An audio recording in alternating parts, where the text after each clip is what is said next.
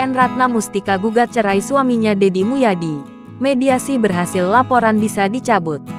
Persidangan gugatan cerai Bupati Purwakarta N. Ratna Mustika terhadap sang suaminya akan berlangsung pada Rabu, tanggal 5 Oktober tahun 2022.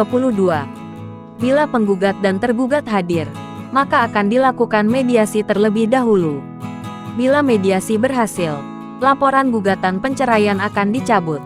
Jika mediasi tidak berhasil, persidangan akan berlangsung dengan pembacaan surat gugatan oleh penggugat yaitu N. Ratna Mustika atau seorang majelis hakim. Humas Pengadilan Agama Kabupaten Purwakarta, Asep Kustiwa kepada Tribun Jabar, menjelaskan bahwa persidangan akan sesuai dengan antrean yang berlangsung pada pukul 9 waktu Indonesia Barat. Ia menjelaskan bahwa keputusan persidangan belum tentu dimenangkan oleh penggugat. Semuanya akan dipertimbangkan selama persidangan.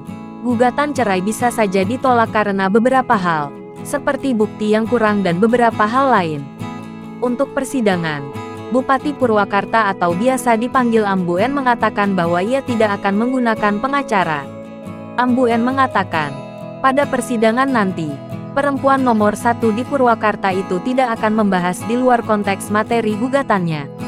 Persidangan gugatan cerai Ambu N terhadap Deddy Mulyadi ini tercatat di PA Kabupaten Purwakarta dengan nomor 1662 PDT, G, 2022 PA, PWK tertanggal 19 September tahun 2022. Laporan gugatan cerai ini didaftarkan langsung oleh Ambu N ke PA Kabupaten Purwakarta. Deddy Mulyadi, sebagai tergugat, hingga kini belum memberikan keterangan tentang kepastian hadir di persidangan. Dalam postingan terbarunya, Kang Deddy menyampaikan kata-kata bijak tentang kehidupan bak seperti balon. Hidup itu seperti balon, kadang kembung, kadang pula kempes. Kembung terus bisa meledak, kempes terus malah tidak berdaya.